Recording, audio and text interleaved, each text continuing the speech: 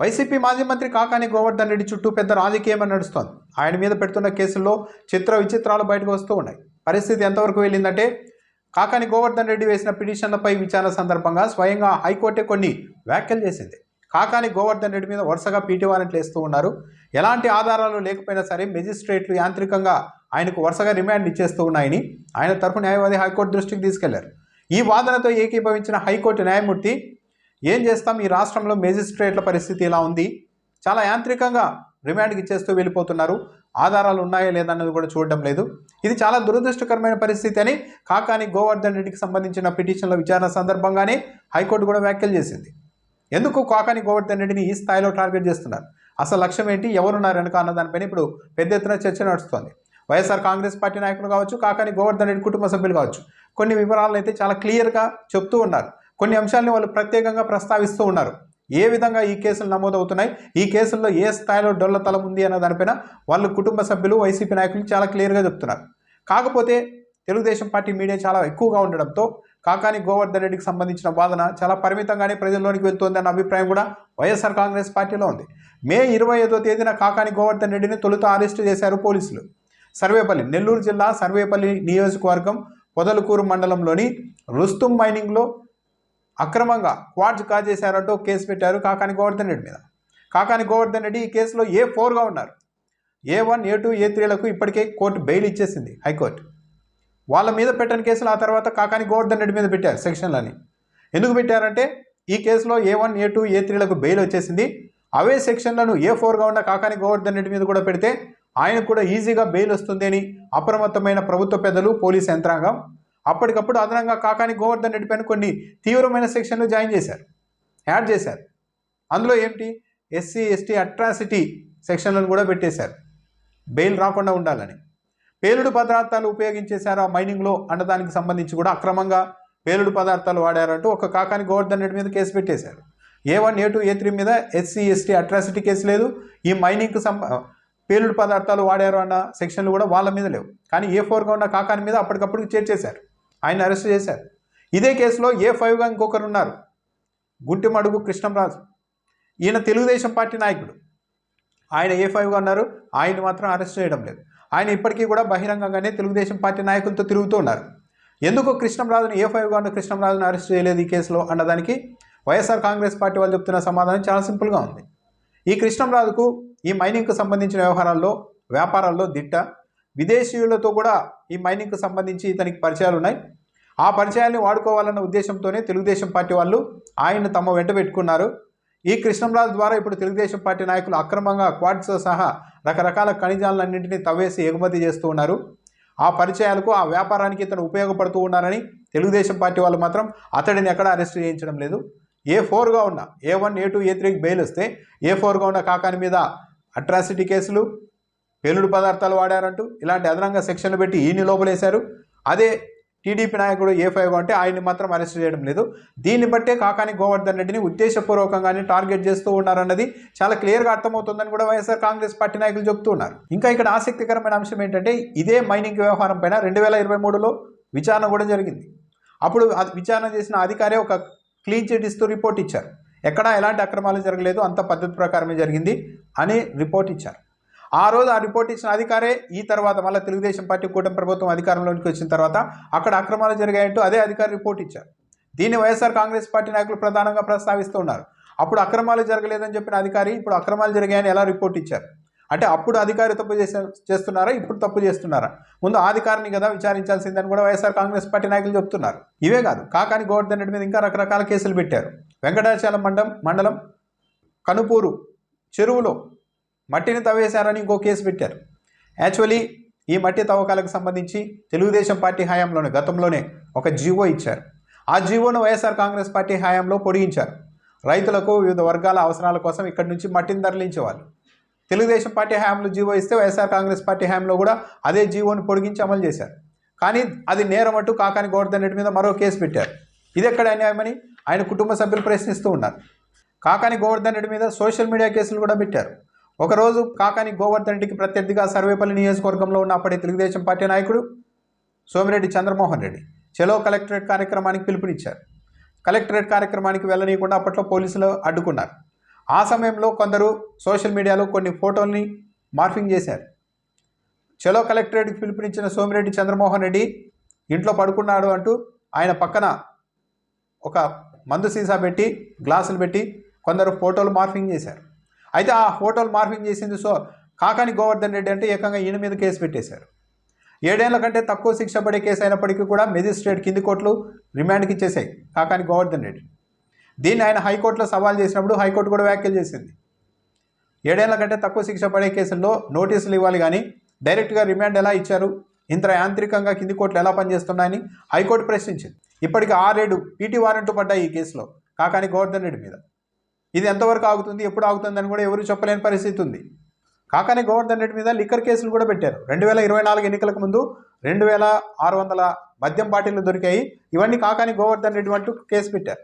ఈ అంశంలో ఫిర్యాదు చేసిన వ్యక్తి ఎవరు అంటే కూరపాటి విజయబాబు. ఈయన సర్వేపల్లి నుంచి అసెంబ్లీ ఎన్నికల్లో ఎమ్మెల్యే అభ్యర్థిగా పోటీ చేశారు. ఈయన పోటీ చేసిన పార్టీ పేరు ఏంటో తెలుసా? YSRCP KP party. YSRCP KP party అంటే వైఎస్ఆర్ మీద అభిమానంతో పెట్టిన పార్టీ కాదు. వైఎస్ఆర్ కాంగ్రెస్ పార్టీని దెబ్బకొట్టడానికి ఇలాంటి పార్టీలు వచ్చి ఉంటాయి. అంటే జనాలు ఓటర్లు కన్ఫ్యూజ్ అయిపోయి ఇది కూడా ఏదో వైఎస్ఆర్సీపీ అని ఉంది కదా అని ఓట్లు వేస్తారన్న ఉద్దేశంతో మరి పెట్టారేమో. వైఎస్ఆర్సీపీ వాళ్ళు అదే ఆందోళనను అభిప్రాయాన్ని అప్పట్లో వ్యక్తం చేశారు. ఈ కూరపాటి విజయబాబు ఫిర్యాదు ఇచ్చారు. నేను అప్పట్లోనే ఈ లిక్కర్ అంతా కాకాని గోవర్ధన్ రెడ్డిదని చెప్పాను, అప్పట్లో నన్ను బెదిరించారు, బెదరగొట్టారు, దాంతో నేను సైలెంట్ అయిపోయాను, దీన్నంతా మళ్ళా తిరిగి విచారిస్తే అన్ని విషయాలు బయటకు వస్తాయంటూ ఆయన ఇచ్చిన ఫిర్యాదు మీద మళ్ళీ కేసును తిరగదోలారు. ఈ వైఎస్ఆర్సీపీ కేపీ పార్టీ అంటే దాని అబ్రివేషన్ ఏంటో తెలుసా? Young, senior, rich, common people Kings party. అంటే వైఎస్ఆర్సీపీ అని పేరు వచ్చేలాగా పదాలన్నీ ఎత్తుక్కొని ఒక పేరు పెట్టుకొని ఒక పార్టీ. దాని నుండి కూరపాటి విజయబాబు అనే వ్యక్తి పోటీ చేశారు. 148 ఓట్లు వచ్చాయి. ఈయన చేసిన ఫిర్యాదు ఆధారంగా కాకాని గోవర్ధన్ రెడ్డి మీద మళ్ళా విచారణకు ఆదేశించారు. కృష్ణపట్నం పోర్టు దగ్గర అనధికారికంగా ఒక చెక్ పోస్ట్ని ఏర్పాటు చేసి కాకాని గోవర్ధన్ రెడ్డి ఆధ్వర్యంలో లారీల నుంచి ట్రక్కుల నుంచి డబ్బులు వసూలు చేశారంటూ కూడా మరో కేసు పెట్టారు. ఈ కేసులో పోలీసులు కాకాని గోవర్ధన్ రెడ్డిని 2 రోజుల పాటు కస్టడీలోకి తీసుకొని కూడా విచారించారు. కృష్ణపట్నం పోర్టు దగ్గర తాను ఎలాంటి చెక్ పోస్టును ఏర్పాటు చేయించలేదని కాకాని గోవర్ధన్ రెడ్డి పోలీసుల విచారణలో చెప్పారు. నేను తప్పు చేసినట్లు ఒక్క ఆధారం చూపిస్తే నేనే స్వయంగా న్యాయమూర్తి మీదకి వెళ్ళి నేను ఈ తప్పు చేశాను, మీరు ఏదో ఒక శిక్ష వేయండి అని ఇప్పుడే అడగడానికి కూడా తాను సిద్ధంగా ఉన్నాను, మీరు ఆధారాలు చూపెట్టండి అని కస్టడీలో పోలీసుల్ని ఎదురు ప్రశ్నించారు కాకాని గోవర్ధన్ రెడ్డి. కానీ పోలీసులు ఇప్పటికిప్పుడు ఏ ఆధారాలు చూపించలేకపోయారు. కొందరు చెప్పారు మీరు అక్కడ చెక్ పోస్ట్ ఏర్పాటు చేసి డబ్బులు వసూలు చేసినట్టు అని పోలీసులు అన్నప్పుడు ఆ వ్యక్తుల్ని ఇక్కడికే తీసుకురండి, నా ముందే కూర్చోబెట్టి మా అందరినీ ఒకేసారి విచారించండి, నిజాలు ఏంటో ఇప్పుడే తెలిసిపోతాయని కాకాని గోవర్ధన్ రెడ్డి చెప్పారు. కానీ పోలీసులు అలాంటి పని చేయడం లేదు. పోలీసుల వ్యవహార శైలి కావచ్చు, ప్రభుత్వ పెద్దల ఆదేశాలు చూస్తూ ఉంటే ఈ కేసుల్లో ఛార్జ్షీట్లు పడతాయా, ట్రయల్కి నిలబడతాయా, ఈ కేసులన్నీ సంబంధం లేదు. తీవ్రమైన సెక్షన్లు పెట్టాలి. కేసు ఎలాంటిదైనా సరే నోటీసులతో కాకుండా ఏకంగా రిమాండ్కి వెళ్ళేలాగా సెక్షన్లు యాడ్ చేయాలి. రిమాండ్లోనే సుదీర్ఘకాలం ఆయన్ని ఉంచాలి. హైకోర్టుకు వెళ్ళి బెయిల్ వస్తోంది, కాకాని గోవర్ధన్ రెడ్డి హైకోర్టుకు వెళ్తున్నారంటే చాలు వెంటనే మళ్ళీ ఇంకో పీటీ వారెంట్ వేస్తూ ఉన్నారు, ఇంకో కేసు పెడుతూ ఉన్నారు. కొత్త కేసులన్నీ తెరపైకి తెస్తున్నారు. ఎప్పుడో 2-3 ఏళ్ల క్రితం జరిగిన సంఘటనలకు సంబంధించి కూడా ఫిర్యాదులు తీసుకుంటున్నారు. అయితే ఈ కేసులన్నింటిపైన సిబిఐ విచారణ జరిపించాలని కాకాని గోవర్ధన్ రెడ్డి కుమార్తె స్వయంగా పూజిత జిల్లా కలెక్టర్ కలిసి వినతి పత్రం ఇచ్చారు. రాష్ట్ర పోలీసులంతా ఈ కేసుల్ని తప్పుదారి పట్టిస్తూ ఉన్నారు, పూర్తిగా అవాస్తవాలతో తప్పుడు కేసులు పెట్టారు. ఈ నిజాలు బయటికి రావాలంటే సిబిఐ చేత దర్యాప్తు జరిపించండి, మాకు అభ్యంతరం లేదు అంటూ వైఎస్ఆర్ కాంగ్రెస్ పార్టీ నాయకులతో కలిసి వెళ్ళి కలెక్టరేట్లో ఫిర్యాదు ఇచ్చారు కలెక్టర్కి. ఆ సమయంలో కూడా మళ్ళీ వీళ్ళందరి మీద కేసులు పెట్టారు, అక్కడికి వచ్చి అంత న్యూసెన్స్ క్రియేట్ చేశారని. ఆ విధంగా ముందుకెళ్తోంది. సిబిఐ ఎంక్వైరీ ఏంటి అని వైఎస్ఆర్ కాంగ్రెస్ పార్టీ వాళ్ళు కాకాని గోవర్ధన్ రెడ్డి కుమార్తె కూడా డిమాండ్ చేస్తున్నారు. దానికి మాత్రం ఒప్పుకోలేదు. అంటే సిబిఐకి అప్పగిస్తే ఇలా ఇష్టమైన సెక్షన్లు పెట్టడం, ఇష్టమైన విధంగా దర్యాప్తు చేయడం, వరుసగా పీటీ వారెంట్లు వేయడం ఇవన్నీ సాధ్యం కాదన్న ఉద్దేశంతో రాష్ట్ర పోలీసులు ఉన్నారని వైఎస్ఆర్సీపీ వాళ్ళు విమర్శిస్తూ ఉన్నారు. అయితే కాకాని గోవర్ధన్ రెడ్డిని ఎందుకు ఇంతగా టార్గెట్ చేస్తూ ఉన్నారు? గతంలో నెల్లూరు జిల్లాలో ఎప్పుడు కూడా ఇలాంటి రాజకీయాలు లేవు, ఇలాంటి అరెస్టులు లేవు. కానీ కాకాని గోవర్ధన్ రెడ్డి కూడా మరీ అగ్రెసివ్గా ఉండే వ్యక్తి, అనుచితంగా మాట్లాడే వ్యక్తి అంటే కాదు, సాఫ్ట్గానే ఉంటారు. కానీ ఎందుకు టార్గెట్ చేస్తూ ఉన్నారన్న దానికి వైసీపీ వాళ్ళు చెప్తున్న 2-3 కారణాలు.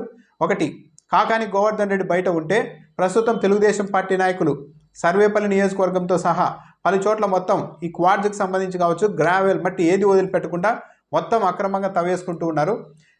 కాకాని గోవర్ధన్ రెడ్డి బయట ఉంటే తప్పనిసరిగా వీటన్నిటి మీద ప్రశ్నిస్తారు, కాబట్టి ఆయన బయట ఉండకూడదన్న ఉద్దేశంతో ఈ పని చేస్తూ ఉన్నారు. వరుసగా పీటీ వారెంట్లు వేసి సుదీర్ఘంగా రిమాండ్లోనే జైల్లో పెట్టేస్తే కాకాని గోవర్ధన్ రెడ్డిలో ఒక భయం వస్తుంది.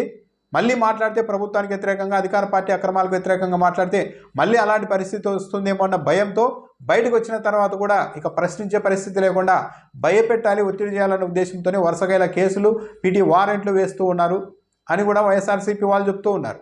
అయితే కాకాని గోవర్ధన్ రెడ్డి కుమార్తె పూజిత మాత్రం చెప్తూ ఉన్నారు, ఎన్ని కేసులు పెట్టినా వీడికి భయపడే వ్యక్తులం కాదు, రాజకీయాలు అయితే వదిలేసి వెళ్ళరు మా నాన్న, మేము పోరాడతాం.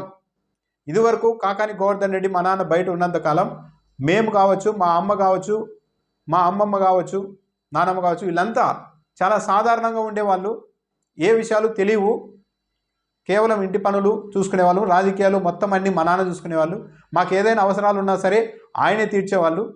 కానీ కాకాని గోవర్ధన్ రెడ్డి అరెస్ట్ జరిగిన తర్వాత, మా నాన్న అరెస్ట్ జరిగిన తర్వాత మేమున్నది అందరం ఆడవాళ్ళమే అయినప్పటికీ కూడా, కాకాని గోవర్ధన్ రెడ్డికి 2 కుమార్తెలు, మేమంతా ఆడవాళ్ళమే అయినప్పటికీ కూడా ఈ సంక్షోభం మాలో మరింత బలాన్ని ఇచ్చింది. ఒక సంక్షోభం వచ్చినప్పుడు ఎలా తట్టుకొని నిలబడాలి అన్న ధైర్యాన్ని ఇచ్చింది.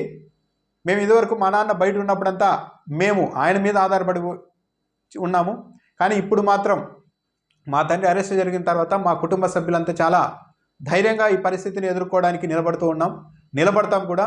కుటుంబ సభ్యులు కావచ్చు, నియోజకవర్గంలోని పార్టీ కార్యకర్తలు కావచ్చు, అతి సామాన్యులు కావచ్చు, తన తండ్రి ద్వారా మంచి జరిగిన వాళ్ళందరూ కూడా వరుసగా రోజు వచ్చి మమ్మల్ని పరామర్శిస్తున్నారు, ధైర్యం చెప్తున్నారు. ఇవన్నీ చూసిన తర్వాత తప్పనిసరిగా ఈ పరిణామాలని, ఈ సంక్షోభాన్ని చాలా ఈజీగానే మా కుటుంబం మేము ఎదుర్కొంటాం అన్న ధీమాను కాకాని గోవర్ధన్ రెడ్డి కుమార్తె వ్యక్తం చేస్తున్నారు. ఇవన్నీ కేవలం కక్షపూరితంగా పెడుతున్న కేసులే, ఇవి ట్రయల్కు నిలబడవు, ఛార్జ్షీట్లు కూడా వేస్తారన్న నమ్మకం మాకు లేదు. కేవలం వరుసగా కేసులు పెట్టి రిమాండ్లోనే సుదీర్ఘంగా జైల్లో ఉంచాలన్న ఒకే ఒక ఆలోచనతో, రాజకీయంగా ప్రతీకారంతో జరుగుతున్న అవినీతిని మా తండ్రి అడ్డుకోకుండా కట్టడి చేయడం కోసం ఇవన్నీ చేస్తున్నారని కూడా కాకాని గోవర్ధన్ రెడ్డి కుమార్తె పూజిత చెప్తూ ఉన్నారు. జగన్మోహన్ రెడ్డి ఇదివరకే 3వ తేదీ పరామర్శించాల్సింది, కానీ అక్కడ కూడా హెలిప్యాడ్ దిగడానికి కూడా పోలీసులు సరైన అనుమతులు ఇవ్వకపోవడంతో ఆ కార్యక్రమం కూడా వాయిదా పడింది.